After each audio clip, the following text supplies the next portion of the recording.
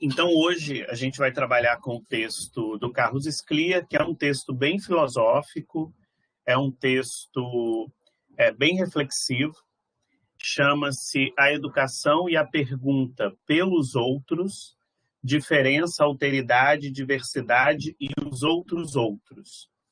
Né? Então, o texto ele traz algumas questões bem interessantes sobre o pensar o outro, né? Sobre quem seria esse outro e a nossa relação com ele, né? Como que esse outro se constitui historicamente, educacionalmente, e como que ele vai ser, num determinado momento da história brasileira, incluído numa terminologia que é uma terminologia, de certa forma, de apagamento também, que é a ideia do outro com necessidades educativas especiais. Então, ele está fazendo uma certa crítica a essa definição terminológica e a maneira com a qual a gente lida com isso. É um texto bem antigo, né? É um texto de 2003, mas que traz esse debate para a gente, tá? Certamente, como o Marcos está colocando, ele está trabalhando com o conceito de outro dentro da noção de alteridade. Né? Por isso que ele fala o outro dos outros ou o outro do outro. E é essa tônica que vai acabar guiando todo o texto. Tá? Então, ele está fazendo apenas uma reflexão baseada na ideia, na possibilidade de conhecer o outro, de pensar o conhecimento do outro no âmbito da educação. Tá? E ele vai fazer uma afirmação logo no início do texto, que ele vai dizer que nós nunca compreendemos o outro, ou nunca temos compreendido o outro, né? Então, para isso, ele até vai colocar uma nota lá do livro do Jean-Paul Sartre, onde ele é o ser e o nada, e ele vai até colocar uma citação nas notas, que é uma citação que diz: além de breves e terríficas iluminações, os homens morrem sem ter suspeitado o que era o outro.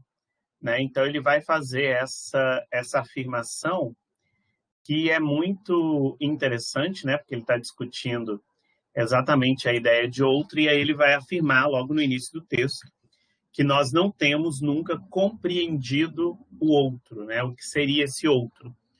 E, nesse sentido, segundo ele, o que nós, de fato, fazemos é assumir outras perspectivas.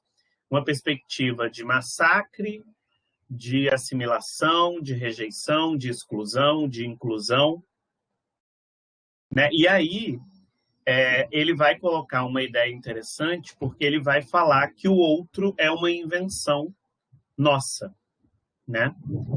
E por isso que muitas vezes nós acabamos colocando o outro como algo bem atual, como noções que são discutidas bem nos nossos dias, mas, na verdade, ele vai dizer que o novo sujeito que a gente coloca, às vezes, para a gente, ou esse outro que a gente compreende nos nossos dias, seria o outro, segundo ele, da mesmice.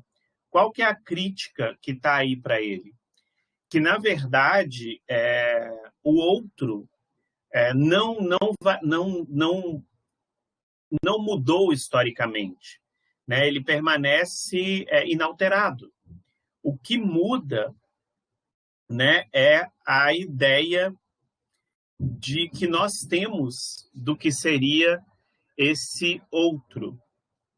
Né? Então, aí tem uma certa crítica, uma noção um pouco até pejorativa dessa ideia do que seria a mesmice, a mesmidade, ou essa visão que a gente tem. E aí, como ele coloca essa noção de invenção do outro, né, do outro enquanto uma figura socialmente criada, ele vai dizer, né, que Nós, muitas vezes, criamos uma série de outras terminologias que, na verdade, são esvaziadas do humano, da pessoa em si, do real, e vai dizer que nós apenas hoje vivemos uma era de produção do que seria esse outro. E aí, a partir dessa noção, ele vai fazer várias reflexões sobre a maneira como nós nos posicionamos em relação às diferenças, em relação à noção do que é diverso, né? Para quem conhece o Scliar e já leu outras coisas, algumas noções e afirmações que aparecem no texto talvez façam mais sentido do que para quem está tendo o contato pela primeira vez, né? Quem tem o contato com esse texto, por exemplo, pela primeira vez, às vezes vai ficar um pouco perdido, porque alguns momentos do texto tem uma ideia, às vezes, um pouco crítica, um pouco irônica, e em outros não. Então, eu acho que é uma leitura que exige um pouquinho da gente. Para poder enriquecer, então, nossa conversa, aí eu fiz esse preâmbulo, né? Essa apresentação geral, mas acabei não falando quem é o autor, né? O Scliar é um professor da Flaxo, na Argentina, já esteve no Brasil várias vezes, é um amigo pessoal, embora a gente não tenha tido contato de 2017 para cá, acho que a última vez que a gente se viu foi 2017, a gente já participou de eventos juntos, já participou de discussões, já fez algumas atividades, e hoje ele está se dedicando muito mais à poesia, à escrita mais literária, e também ele se mantém na pesquisa, está trabalhando algumas discussões de infância, de alteridade, de pedagogias, né? Ele trabalha muito com a noção de pedagogias das diferenças. Então, eu pensei em trazer para gente poder, vocês poderem conhecer um pouco e poder guiar essa nossa conversa, trazer o Scliar falando um pouquinho sobre essas questões. Eu prefiro ele falando em espanhol, mas aí eu escolhi um texto que seja em português, porque aí ninguém vai ter dificuldade de compreender, que às vezes o espanhol é um pouco mais difícil. Esse vídeo, ele está com o áudio um pouco baixo, então talvez vocês precisem ou colocar um fone ou aumentar o volume aí no computador para acompanhar. É um videozinho rápido, são 10 minutinhos de fala. Na verdade, seriam 15, tem uma continuidade, mas eu acho que esses 10 minutinhos são suficientes para alavancar a nossa conversa sobre o texto de hoje e aí todos nós podermos falar. Então, eu vou soltar aqui o vídeo e aí a gente vai poder ouvir aí e acompanhar, tá bom?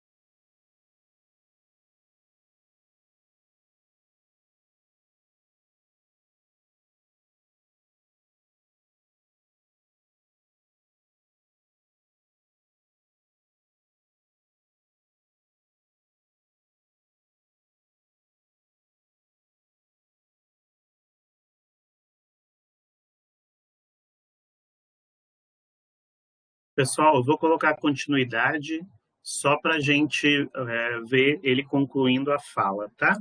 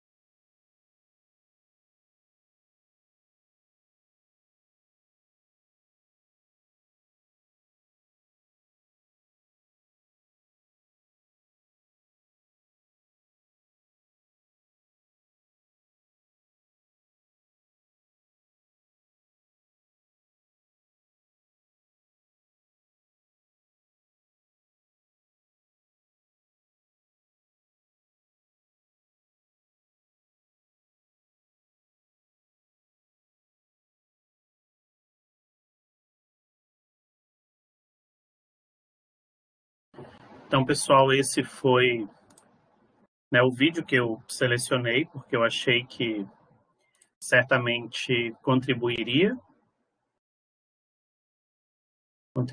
com a gente. Deixa eu reabrir minha câmera. Então, eu achei que esse vídeo poderia contribuir com... É bom também, às vezes, ouvir o autor, né? A pessoa falando, às vezes, é muito diferente da escrita, né? Às vezes, a gente tem outras imagens dos autores, e aí é interessante a gente também ter esse contato visual e ouvir o autor falando e não somente escrevendo. E a gente sempre tem quem é o autor, né, quando nós o encontramos, porque muitas vezes a fala diverge bastante da escrita, né? Às vezes a gente tem assim algumas pessoas que a gente conhece pela escrita e a gente cria uma visão delas, mas quando a gente encontra é outro, né? A gente desenvolve uma outra visão. Então eu queria, antes de eu falar algumas coisas, eu queria ouvir vocês, né, em relação ao que vocês percebem da fala, os conceitos que ele traz, e também em relação ao texto. Então, como a gente está aqui em 5 pessoas, é bem tranquilo, né, ouvir Ana, Andréia, Marcos e Vitória, para a gente poder seguir com a conversa. Quem quer começar? Se quiserem abrir a câmera, tá? Podem ficar à vontade. É melhor do que ficar só eu me vendo.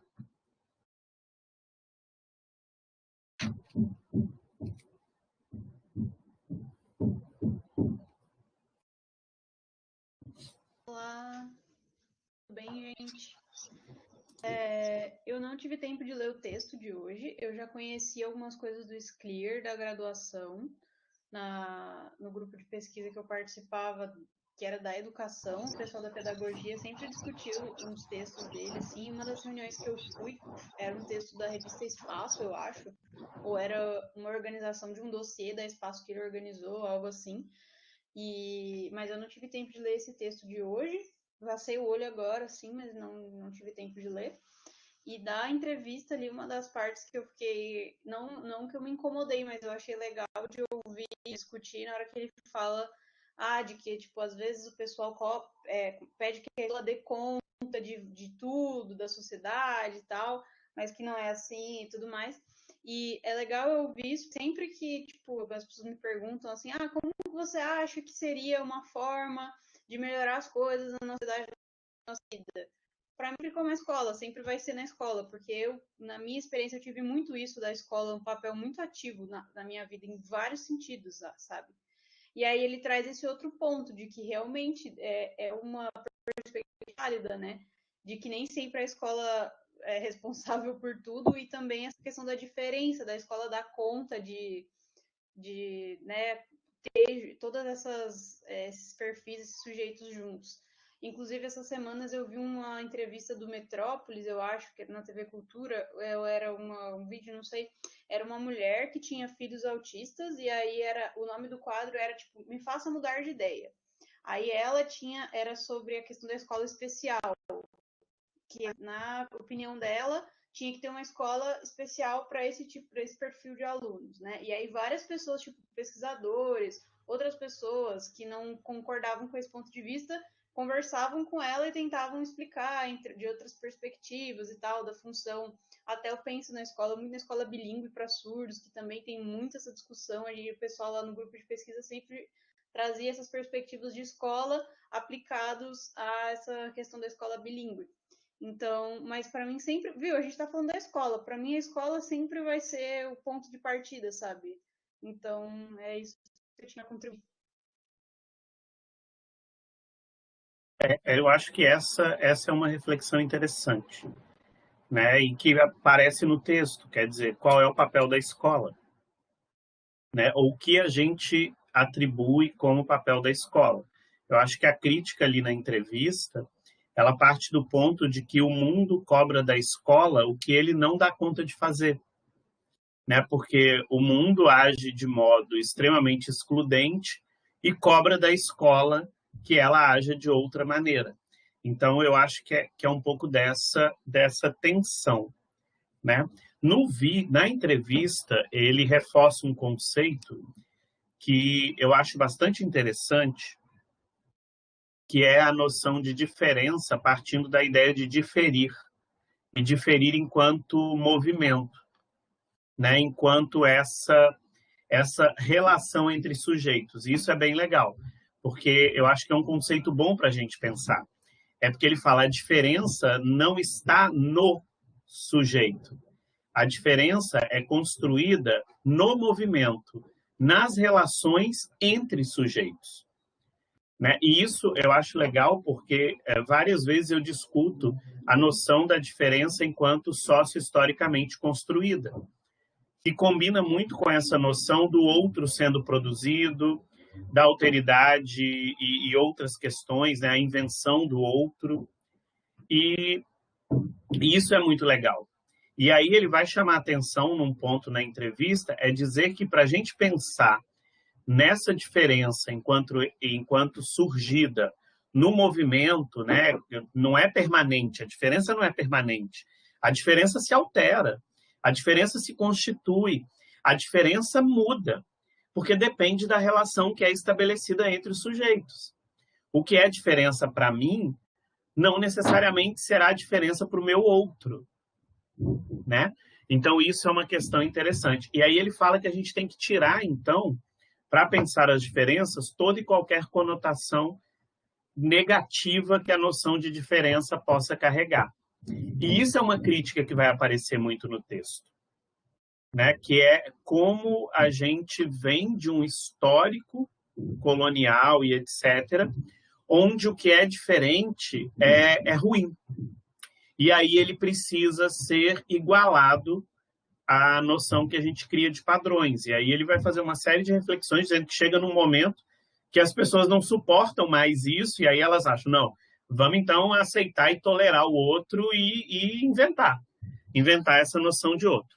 Então, eu acho que esse conceito de diferença, né, que é característica de uma relação, que é algo que aparece no encontro, que só existe no movimento entre sujeitos, é uma noção bem interessante para a gente conversar. Assim, eu acho que traz uma ideia bem interessante. Outro conceito que aparece na entrevista, que eu acho que também a gente pode usar para conversar, porque está presente lá no texto e a gente vai retomar, é a ideia do que é formação, do que é o papel da escola, que é um pouco disso que a Vitória trouxe na fala dela. Que ele vai dizer na entrevista que a formação deveria ser o como vamos escutar as histórias singulares. Seria um exercício de escuta, de aprender nesse movimento, nessa relação, nessa diferença que se constitui. Então, esse é um outro ponto interessante. Então, o primeiro, o conceito de diferença. O segundo, a noção de formação, do qual é o papel da escola, que a Vitória trouxe para a gente. E a terceira, ele vai dizer que não existe uma pedagogia da diferença. O que existem são pedagogias e diferenças. Né? Então, isso é legal também porque traz a noção de que não há um padrão para ser aplicado ou imposto, porque o movimento produz sempre mudança. Então, não há uma mesma postura contínua que deva ser reforçada. E ele vai dizer também alguns outros pontos que eu acho interessantes, que ele vai diferenciar filosoficamente a noção de questão e problema. Isso é legal porque ele tem alguns textos que ele vai dizer que o outro, que não existe o problema do outro, mas a questão do outro, né? Porque a questão para ele é algo reflexivo, imaginativo, especulativo, filosófico, que induz ao pensamento. E o problema é algo que remete a uma solução, a uma resposta. Né? Então, ele vai dizer que a questão das diferenças não remete a uma solução, é uma resposta. A questão da diferença remete a uma reflexão, a um diálogo, a uma relação de escuta, ao pensamento. Tá? E E aí eu tinha anotado aqui uma frase para falar quando eu revi a entrevista para trazer para hoje, que é isso que a Vitória falou, e ele vai falar uma frase bem interessante no final. Ele vai dizer assim: a escola não resolve os problemas que o mundo não é capaz de resolver. Né? Então, essa é uma frase que para mim é bem interessante. A escola não resolve os problemas que o mundo não é capaz de resolver. Outra frase também que eu acho bem legal para a gente pensar, assim, que ele falou na entrevista é: o direito deve materializar uma realidade e não criá-la. Isso é uma questão muito interessante para a gente pensar, né? Vai ter a ver até com aquela reflexão que vem primeiro, o ovo ou a galinha, né? Que é exatamente pensar que o direito ele deve ser a concretização de uma realidade já vivenciada e conquistada. Ele não deve ser para instaurar as realidades. Né? Ele deve ser fruto de um movimento da realidade, de uma ação dentro da realidade. Né? Então, foram esses os meus apontamentos assim sobre a entrevista. A gente já ouviu aí a Vitória, já falou um pouco. A gente ainda tem o Marcos, a Andréia e a Ana para trazerem as impressões aí da entrevista.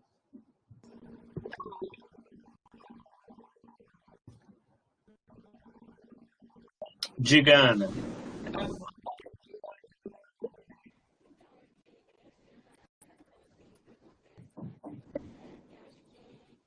Ana, não estamos te ouvindo.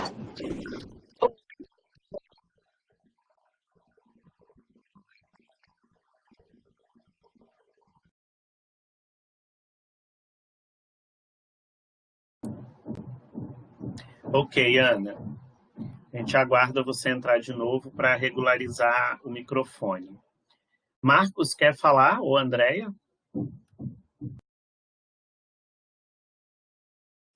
Acho que eu posso falar.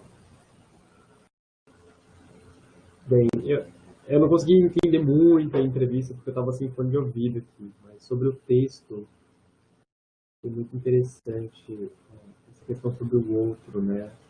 Algo... Na verdade, assim, eu nem sei exatamente o que dizer, assim.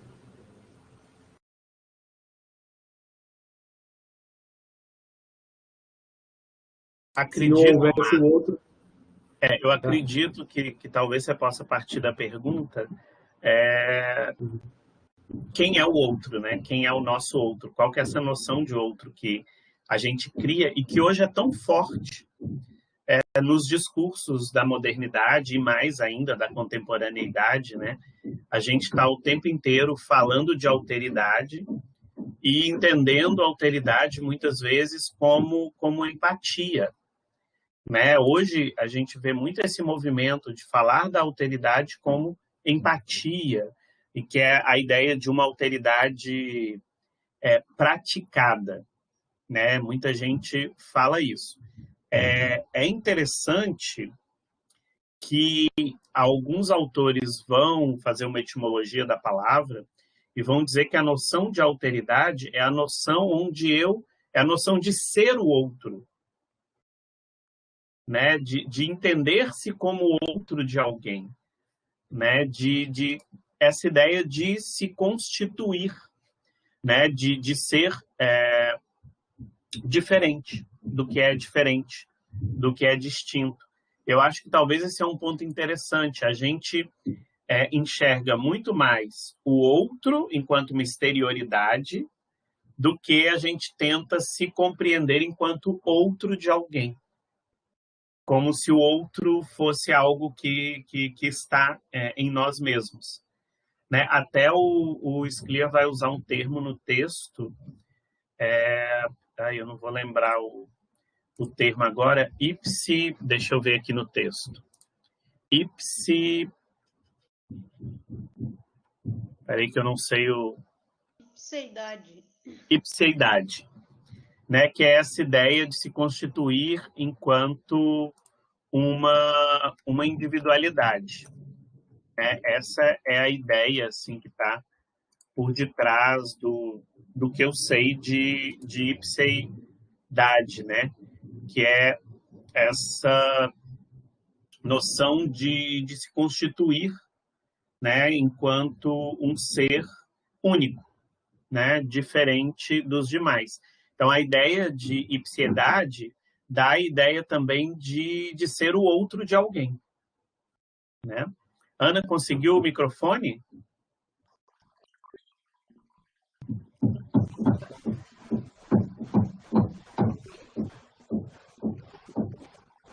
Aparece azulzinho, mas a gente não ouve. Ana, a gente ainda não te ouve. Ele fica aqui liberado, mas a gente não consegue te ouvir. A gente vai continuar conversando, pode testar aí a qualquer momento, tá? Você está com fone que não tem microfone, Ana? Se você tiver com fone que não está com o microfone acoplado, desliga o fone, porque aí talvez o microfone ajusta. E aquilo de sair do áudio e voltar, às vezes, ou não tem nada a ver? Ela já sai, já sai. Eu acho que é porque ela deve estar com algum fone que não tem microfone. Às vezes acontece isso comigo. O computador está configurado para ler o fone com o microfone, aí não sai o áudio. Marcos, pode continuar falando se quiser. Não, sem tantos apontamentos, assim, né? Eu vejo que, como o professor falou ali mesmo, a gente tenta enxergar o outro e acaba esquecendo de nos imaginar como outro de alguém.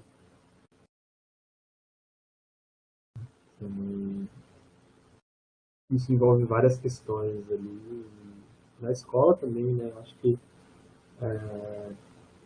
enquanto eu li ali o texto, foi o que eu também estava pensando um pouco na escola e em algumas fases também de aprendizado. Sempre no outro, né? A palavra outro faz a gente pensar, tá, mas o outro, quem é o outro? Como imaginar esse outro? Então, mais questionamentos, assim, para mim mesmo refletir.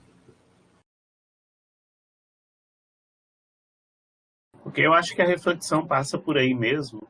Eu vou citar alguns pequenos trechos assim do texto que eu acho que a gente pode pensar. Primeiro é que a ideia do texto é que não há um único outro, tá? Existem outros e existem diferentes maneiras de conceber quem seria esse outro e como vamos interagir com ele, né?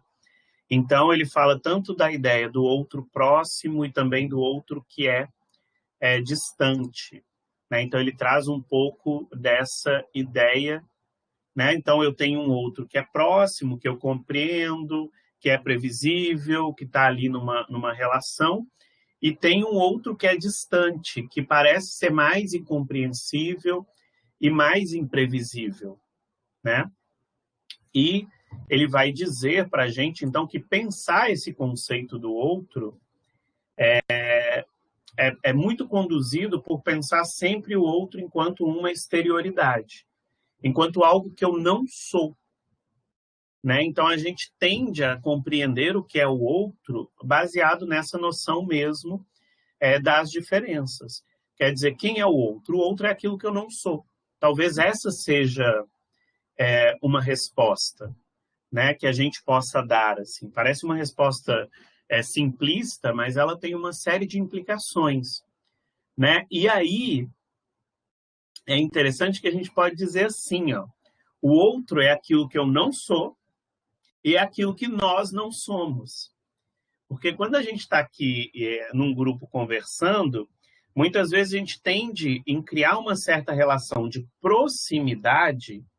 E aí eu tendo a tratar vocês como o outro próximo, o outro que eu compreendo, o outro que eu sou capaz de me envolver, o outro que se torna mais previsível para mim.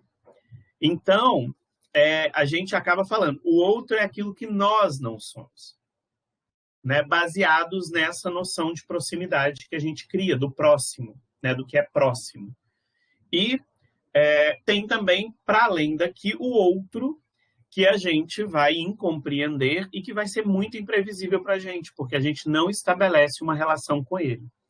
Então, a gente pode tanto responder que o outro é aquilo que eu não sou e aquilo que nós não somos, quando a gente se relaciona a um determinado grupo. Essa é uma noção também interessante, porque aí a gente pode pensar o conceito de outro nessa relação de proximidade e distância. Então, existem outros diferentes, existem outros próximos e outros distantes. E, nesse sentido, o outro é aquilo que eu não sou e aquilo que nós não somos, que a gente pode partilhar também, muitas vezes, num determinado grupo, numa determinada relação, essa perspectiva. Então, ele vai trabalhar no texto com duas noções, o outro próximo e o outro radical, né? Aí ele vai falar outro próximo e outro radical, e quando ele vai falar, então, ele vai fazer uma outra perspectiva. Então, eu tenho também o outro da exterioridade, que é aquilo que eu não sou e nós não somos, e eu tenho o outro da interioridade. Porque esses outros que eu não sou, de alguma maneira, eles também podem ser eu ou sermos nós. Tá? Então, tem um movimento aí na fala dele entre diferentes noções do outro. Então, assim, o texto, por ele ser bem filosófico, assim, em alguns momentos parece um pouco complexo, mas se você começa a esmiuçar, você começa a entender um pouco, não totalmente, a reflexão que o Scliar está propondo, né, para a gente poder pensar nessa noção do outro e das diferenças, né? E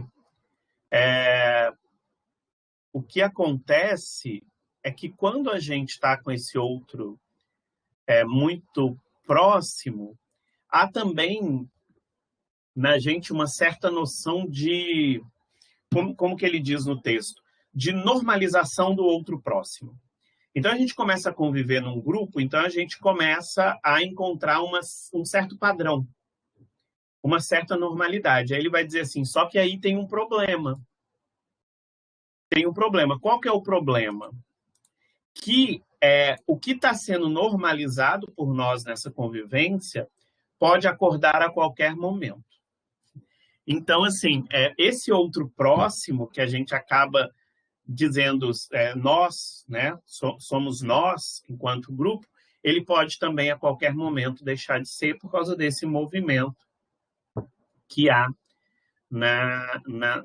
no humano, nas pessoas, na realidade. Então, enfim, o outro é uma construção social, o outro é uma invenção, o outro é uma produção, né? A gente produz o que é o outro. Tá? E a gente acaba produzindo esse outro, então, sempre nessa ideia da diferença. Tá? E aí ele vai falar dessa alteridade radical e vai usar para isso a ideia de necessidades educativas especiais, onde há também a mesma tensão do outro próximo e do outro distante, e vai até fazer uma crítica a isso. A Ana Santiago comentou aqui,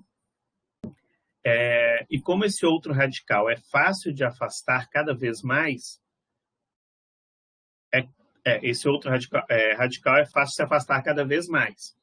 Como esse outro que eu não entendo vira algo indistinto e cada vez mais distante de mim. Né? Eu acho que esse é o movimento mesmo, Ana. A gente tenta normalizar quem está próximo, né? E muitas vezes, talvez, fazer o apagamento do outro que está distante, né? Desse outro mais radical, se podemos dizer assim.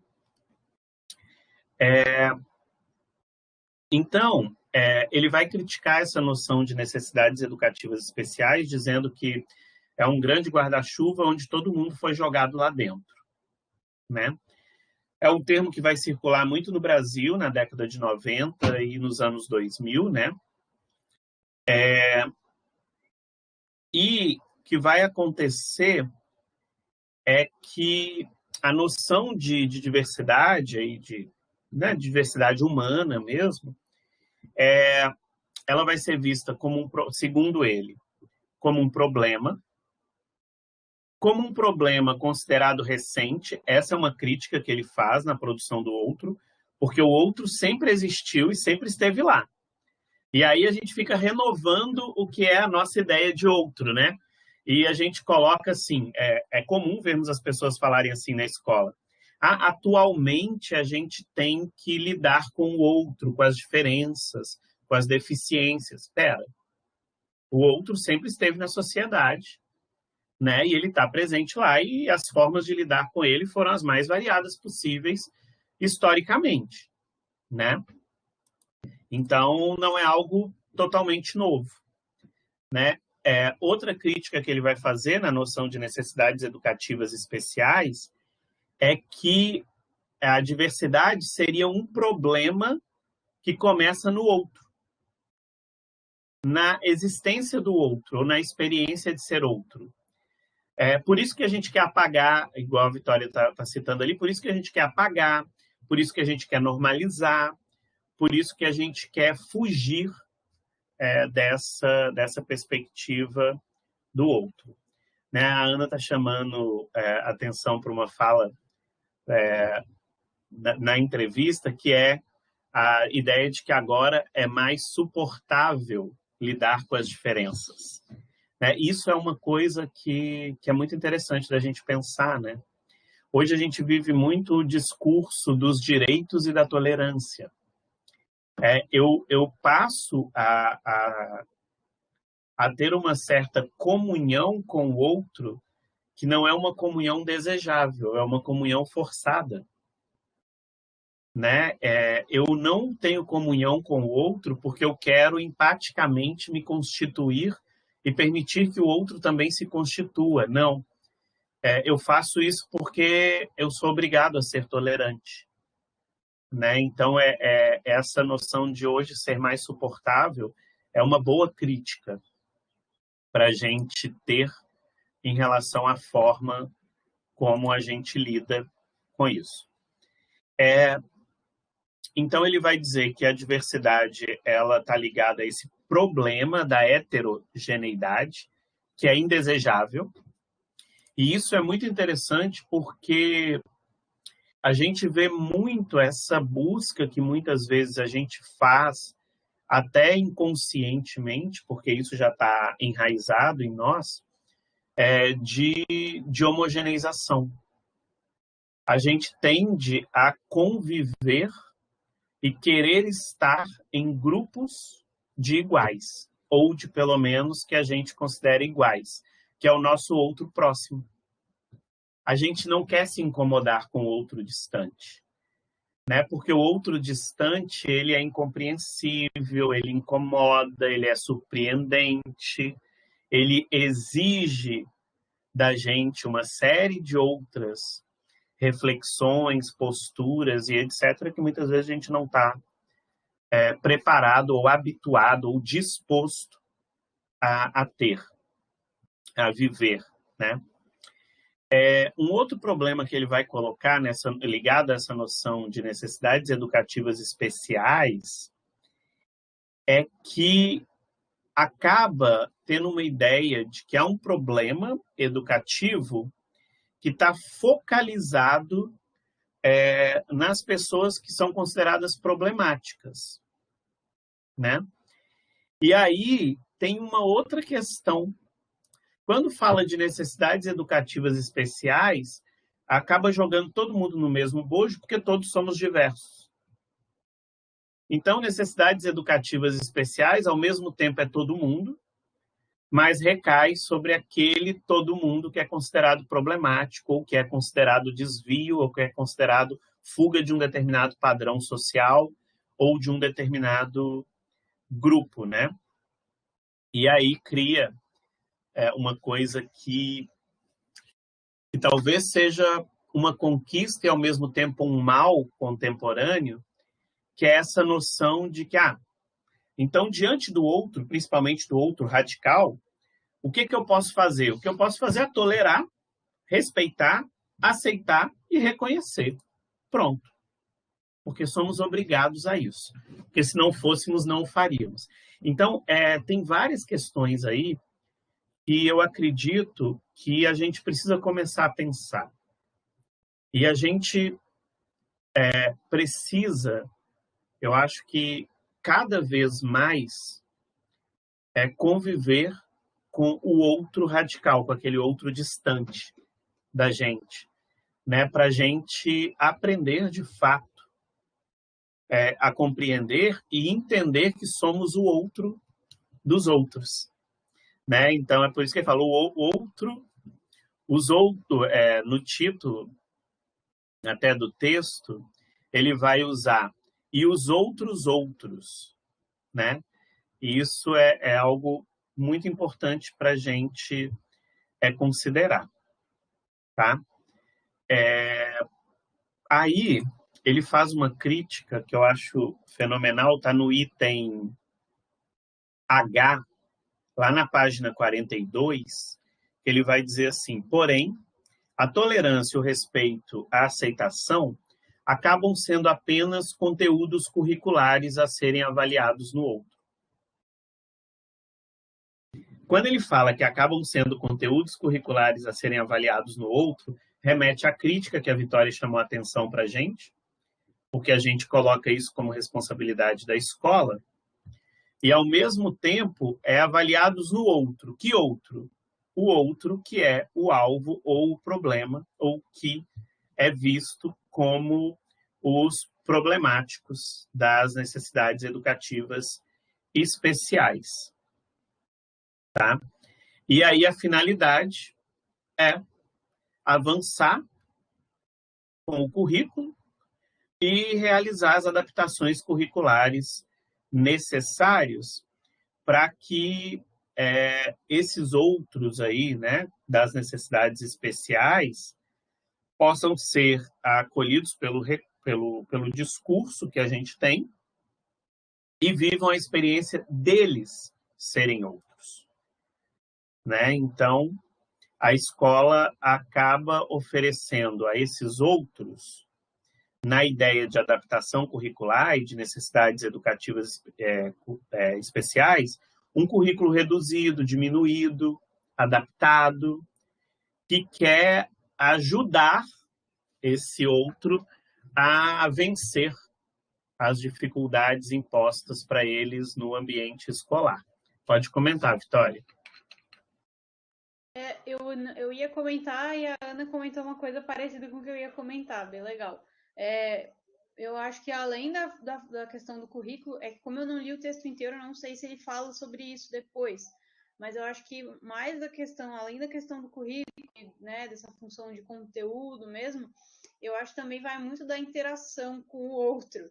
Porque, por exemplo, na minha escola, que eu estudei quando eu era criança, tinha uma sala só, que eram 2 salas, eu nem sei direito. Eu fiquei sabendo isso depois, tipo, há pouco tempo atrás, que eu encontrei uma professora minha, e aí ela falou, eu vi que você tá trabalhando com Libras agora, né, lá na escola, lá tinha, né, aquela sala de, né, tinha os surdos e tinha outras...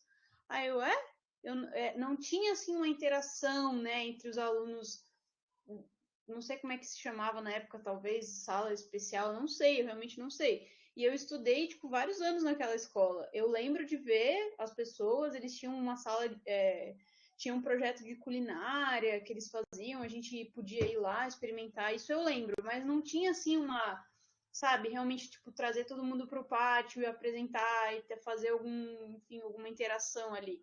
Então, acho que além da questão do currículo, é também a questão de... que é muito, para mim, é muito, assim, delicado de falar. Por exemplo, de integrar essas pessoas. Só que elas estão ali, elas estão integradas já, né? Não é como se tivesse... Eu não sei, é também legal de discutir isso. Precisa integrar essas pessoas. Mas elas estão ali, elas estão no espaço, então não é como se tivesse que fazer muito a mais, porque isso, igual você estava falando, né? Para ajudar as pessoas a serem integradas e tudo mais.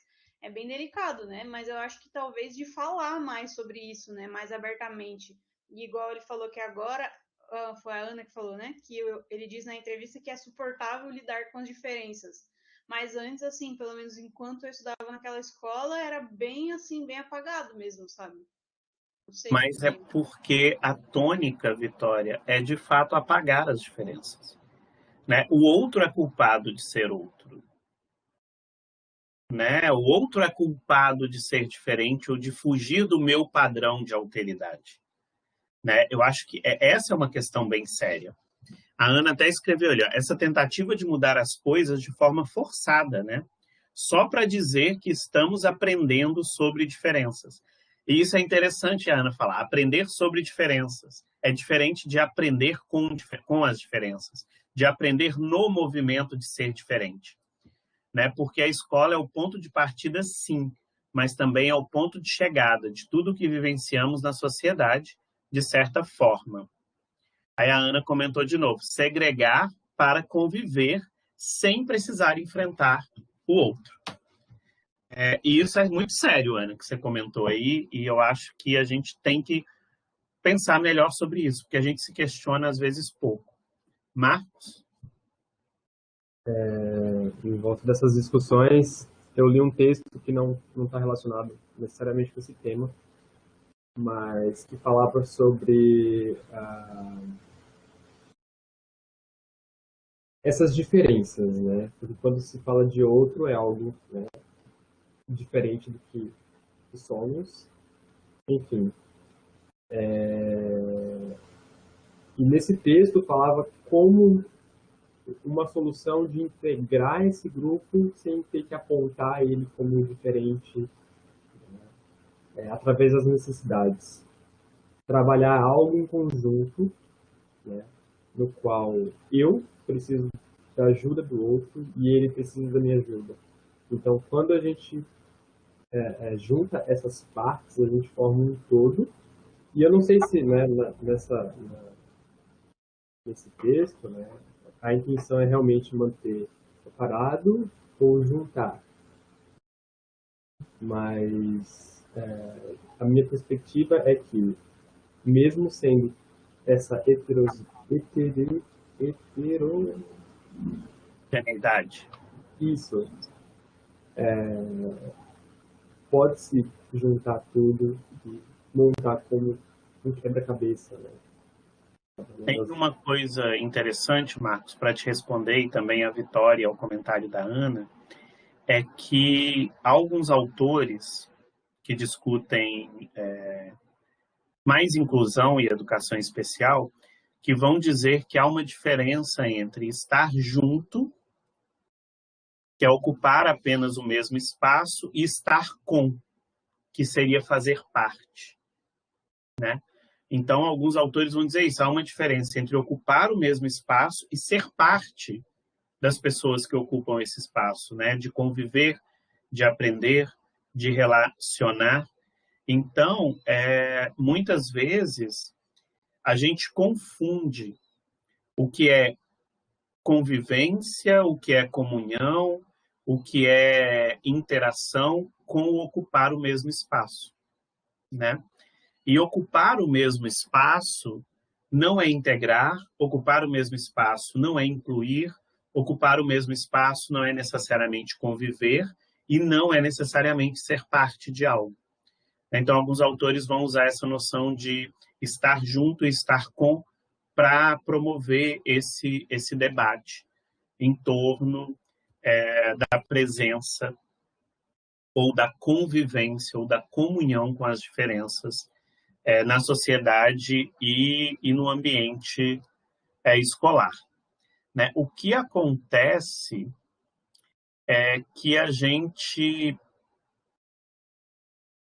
quando a gente vai lidar com o outro, Scliar fala isso no texto e faz uma crítica a isso, é que quando eu me posiciono diante do outro, muitas vezes, para esse movimento, para esse diferir, para me constituir com o outro, eu tendo a representar o outro a partir da noção de que eu, muitas vezes, sou completo, natural, onisciente, todo-poderoso, ou de que eu respondo a um determinado padrão do que é ser humano, né?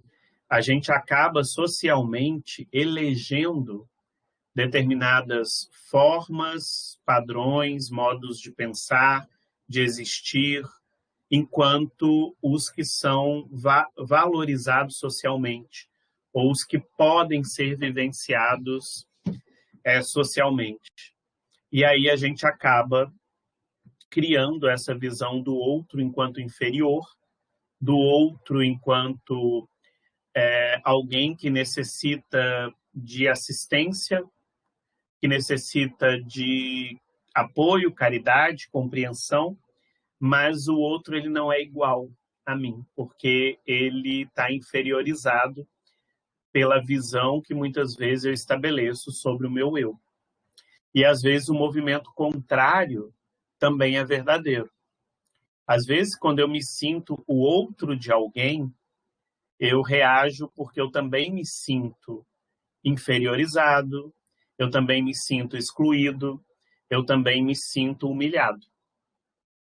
Né? Então, assim, todos nós, em algum momento da nossa vida, seremos o outro de alguém.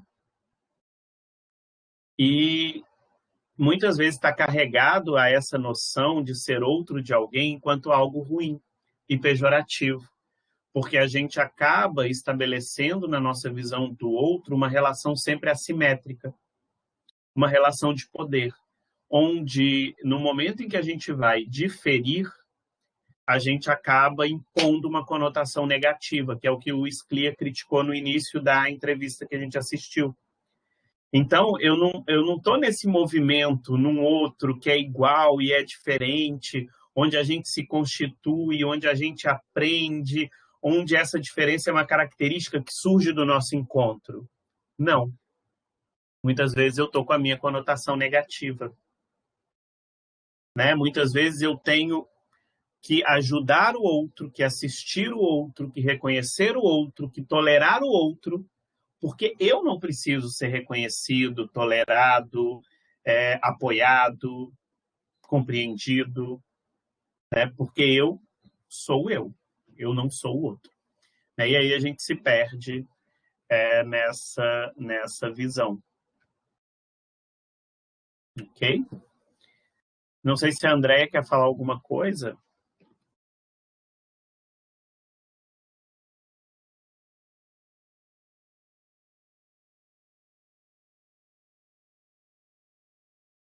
A Andréia tentou ativar o microfone, agora ela pode ativar. Pode ativar, Andréia. Não, o que eu queria falar, assim, é que antes, agora eu não tenho esse pensamento, né? Mas antes que eu não sabia sobre, não tinha aprofundamento sobre o assunto, assim, eu pensava assim, nossa, por que as pessoas com deficiência às vezes vão para uma sala com pessoas que não, enfim, vão para uma sala e ela não tem assistência ali naquele lugar, sabe?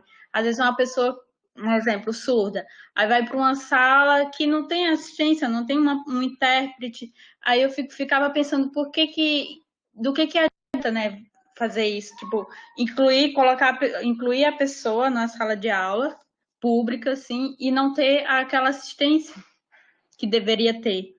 Aí eu pensava que a ideia de ter escolas especiais só para surdos era boa, só que hoje eu sei que não é. Mas eu tinha essa visão de que era boa, porque se vai para uma sala pública e não tem aquela assistência, então, sabe, não adianta nada colocar um aluno que é surdo e não ter assistência ali, não ter um intérprete. Então, eu tinha essa visão de que a escola especial era uma ideia boa, só que hoje eu não penso assim, né? Eu sei que... Enfim, eu acho que eu falei merda. Mas eu pensava assim antes, né? Que tem uma escola especial, que pessoas surdas deveriam estar numa escola especial. Eu tinha esse pensamento porque pessoas não tinham assistência na sala de aula pública, assim, sabe? Que acontece mesmo de não ter. E às vezes o professor tem que se virar, porque, né? Às vezes não sabe também a língua de sinais, enfim. Foi só uma reflexão que eu tive. Eu acho, Andréia, que a gente tem várias questões em relação a isso. Eu acho que não é somente dizer é melhor ou é pior, mas é perguntar se a gente está constituindo uma relação onde eu consigo me relacionar com o outro num nível que não é assimétrico. Então, eu acho que o que está mais em questão quando essas coisas vêm à discussão é a pessoa que, num determinado contexto, é vista como o outro, exterior, externo àquele contexto, porque nem sempre eu vou ser o outro de alguém.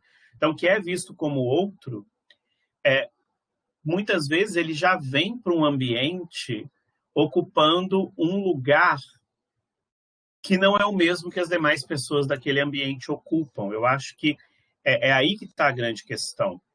Porque muitas vezes ele já vem inferiorizado, ou como alvo da adaptação curricular, ou como alguém que está ali para cumprir uma lei, né? Ele não está ali para aprender e para conviver, mas ele está ali para cumprir uma lei, porque a lei obriga. Então, eu acho que a gente tem muitas questões nessa compreensão que são postas. E por isso que, às vezes, tem tanto essa discussão sobre o que alguns ainda chamam de escolas especiais, ou de escolas segregacionistas, ou etc., porque muitas vezes é o que é o objetivo daquela escola. Se o objetivo daquela escola é apenas segregar, para que eu não tenha que conviver e aprender com as diferenças, a escola não está cumprindo seu papel. Né? Mas também, se eu acabo com esses espaços e trago essas pessoas para uma escola onde o papel também da escola não vai se realizar e não vai ser cumprido, elas vão permanecer segregadas, elas vão permanecer excluídas, elas vão permanecer inferiorizadas. Eu acho que esses são os pontos do debate. O que seriam essas pedagogias das diferenças, que também vão alterar historicamente. O que, às vezes, hoje está sendo visto por um grupo enquanto melhor para ele, amanhã pode não ser mais, porque o grupo muda, a relação com as diferenças mudam, porque as pessoas mudam. A gente está em temporalidades e espacialidades que estão o tempo inteiro se alterando. E, nesse sentido, a gente tem que pegar essas questões, André, que você está trazendo, sim, e debater sempre. E debater não é debater entre nós para oferecer algo para alguém, mas é debater entre todo mundo. É debater principalmente com as pessoas que são interessadas na questão. Né? E muitas vezes a gente, como os onipotentes, a gente quer decidir e impor o que a gente acredita que é o melhor, né? Mas que pode não ser o melhor para o outro. Às vezes é o melhor para o meu eu. E para o meu eu num determinado contexto, num determinado tempo e num determinado espaço. Porque se eu saio do meu lugar de conforto, provavelmente eu vou me tornar o outro de alguém. E aí eu não vou, provavelmente, aceitar, né, ser o alvo do assistencialismo ou ser o alvo de alguém que precisa ser aceito, incluído e etc. Então, eu acredito que esses são pontos, André, extremamente importantes. E não é só uma questão das pessoas com deficiência. Tá? Pensar nas diferenças hoje está muito além disso. Hoje a gente vê aí várias discussões sobre diferenças baseadas até na noção e no conceito de interseccionalidade. Quer dizer, o que o conceito de interseccionalidade traz à tona? Traz à tona que eu, nas minhas relações humanas, sou atravessado por diferenças de distintas ordens. Não há alguém que seja atravessado por uma única diferença. Não, a gente é atravessado por várias diferenças. Né? E isso nos constitui. Né? E o que acontece é que quando a gente tenta eliminar as diferenças, apagar as diferenças, não dialogar com as diferenças, a gente está desconsiderando o que as pessoas são, enquanto humanas. A gente está dizendo que há uma forma de humanidade que alguém não corresponde a ela. Então, de humanidade, e eu não posso eliminá-la de cara, eu segrego, eu apago, eu desconsidero ou eu tolero. Né? Eu tolero. Né? Eu reconheço, eu tolero, eu aceito. Então, eu acho que esse é o movimento da nossa discussão. Sempre lembrando, não é uma discussão atrelada e não deveria ser apenas a pessoas com deficiência ou apenas às grandes minorias. Eu até usei grandes minorias para enfatizar, mas que tem a ver com o humano e que tem a ver, então, com pensar conceitualmente que há o outro próximo e o outro distante, esse outro radical. E é nesse movimento que a gente vai aprendendo o que são diferenças e como a gente lida com elas. Conscientes de que num dado momento, num dado espaço e num dado tempo, todos nós seremos o outro de alguém. Tá? Então, o Scliar vai até trazer no texto que ele vai dizer que esse outro ele vai oscilar entre ser radicalmente outro, que é o outro distante, ser um outro que é igual, né, que é esse outro próximo que a gente convive, ou ainda ser um outro que deve ser tolerado, né, que eu respeito, que eu reconheço e que eu lido. E aí ele vai depois trazer algumas reflexões também sobre a noção de multiculturalidade, né, nessa constituição do ser que é diverso e do ser que é diferente. Né, que para ele vão ser coisas que não remetem ao mesmo conceito, à mesma ideia. Né? Então, por isso ele vai até criticar muitas vezes a maneira como a diversidade é trabalhada, é enunciada e é concebida. E aí ele vai falar de algo que eu acho bem interessante, que é a noção de irrupção do outro. Né? É a ideia de que, em qualquer momento, nós nos tornamos outro. Né? O outro que sofre esse processo de uma manifestação inesperada. De um outro que não se reduz à sua própria alteridade. Assim, de um outro que vai aparecer, que vai se constituir. Né?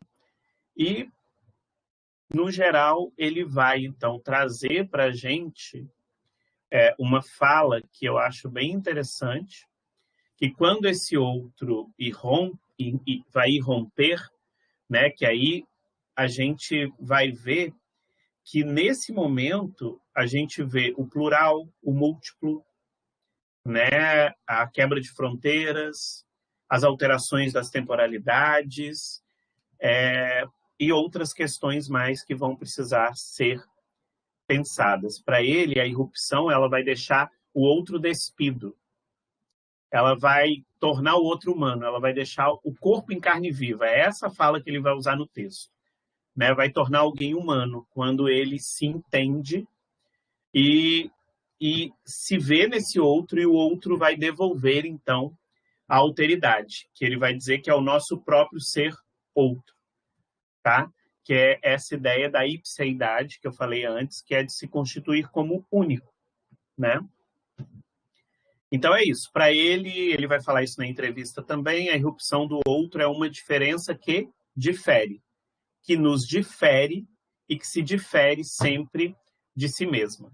Né? O outro sempre vai ser inalcançável, efêmero, né, em seu nome e significação, inabordável, que se afasta em seu mistério e com seu mistério. Tá? Então, o papel então da educação nessa visão é entender que a gente precisa alterar a escola, porque a escola ela tem um determinado padrão que proíbe a diferença do outro.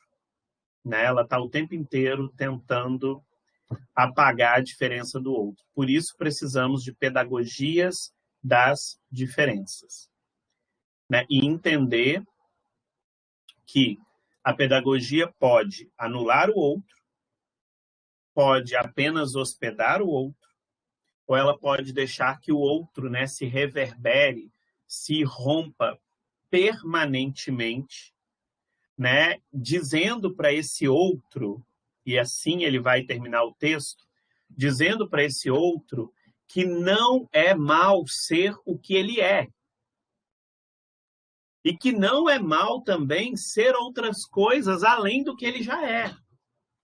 Né? Eu acho que esse é o ponto central, porque a gente está o tempo inteiro apontando para o outro que é ruim ser outro e que é mal ser diferente. Né? E aí a gente fica tentando apagar isso.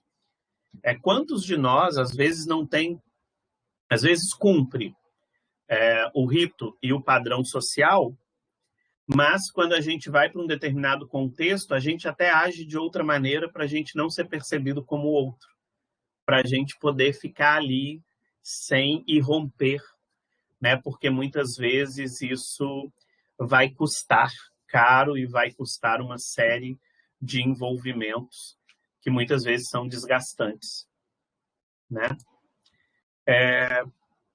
Alguém mais quer comentar algo? Ana, Andréia, Felipe, Marcos, Vitória? Que aí a gente já está vencendo o tempo agora e aí a gente vai concluir.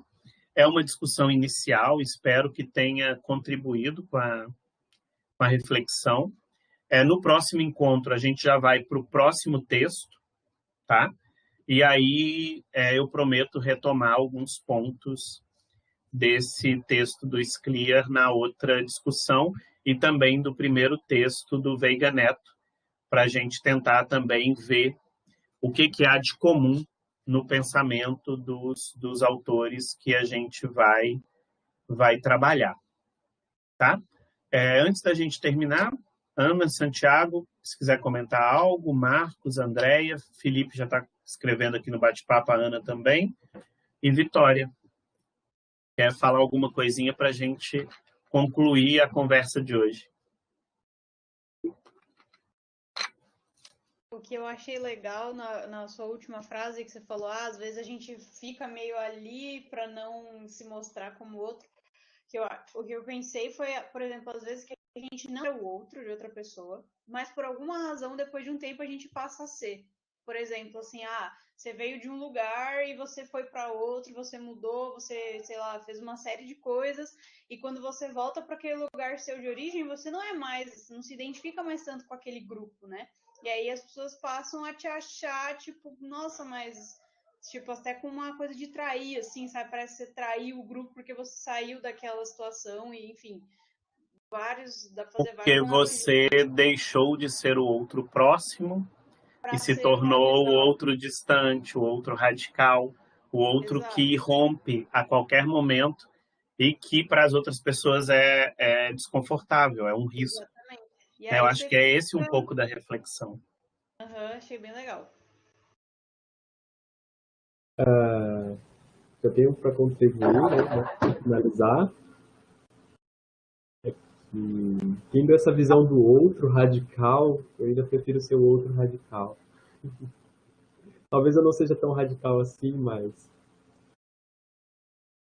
nessa ideia que a Vicky trouxe ali, né, de ser o outro distante que saiu dali, mas que muitas vezes não ficou para continuar sendo o mesmo e sim buscou algo a mais, né? Porque daí a gente entra numa visão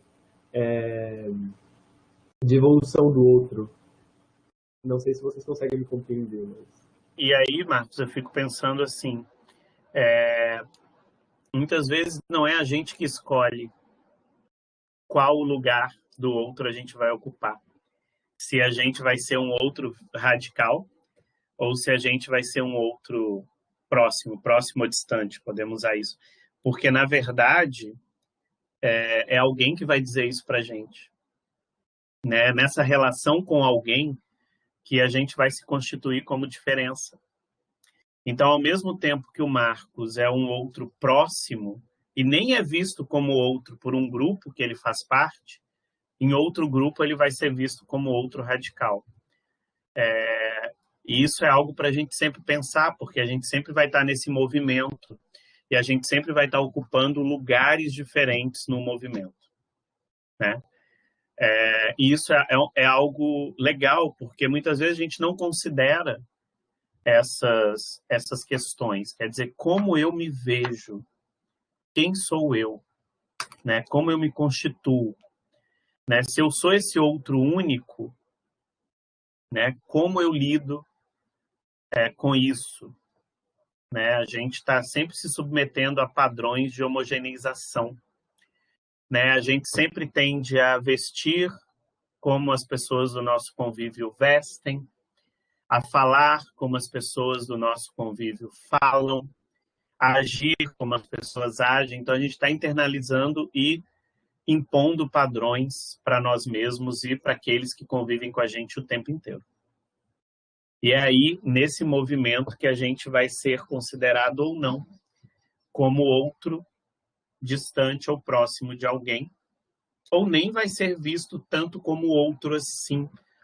É o outro próximo, mas é tão próximo que é como se fosse a gente mesmo, né? Então, espero que a reflexão de hoje tenha servido exatamente para isso, Marcos, para a gente pensar isso. Quem eu quero ser, né? E quem eu quero continuar sendo nesse movimento de transformação que eu passo o tempo todo, né? Que lugares eu quero ocupar, que espaços, que tempos, né? Eu acho que é isso que a gente pode levar para nós mesmos. Eu acho que esse é um movimento para compreender e viver com as diferenças na contemporaneidade.